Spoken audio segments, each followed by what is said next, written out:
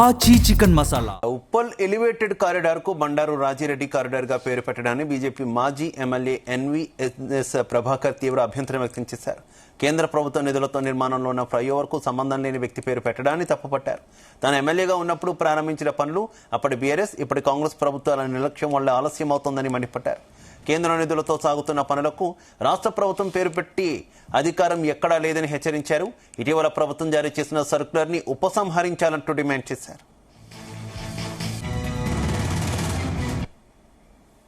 ఎమ్మెల్యేగా ఉన్న సమయంలో మరి భారత ప్రధాని నరేంద్ర మోడీ గారు మరి గడ్కరీ గారి యొక్క సహకారంతో వారే స్వయంగా రామంతపూర్ విచ్చేసి ఉప్పల్ నుంచి నారపల్లి వరకు 650 కోట్ల రూపాయలతో ఉప్పల్ ఎలివేటెడ్ కారిడార్ యొక్క పనులకి శంకుస్థాపన చేయడం జరిగింది.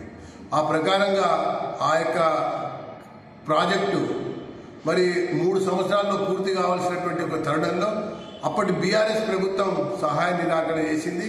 జిహెచ్ఎంసీ ఒక స్తంభాన్ని, ఒక లైట్ని, మరి ఒక సివర్ లైన్ని మార్చడానికి 6 సంవత్సరాలు తీసుకుని కాలయాపన చేసింది.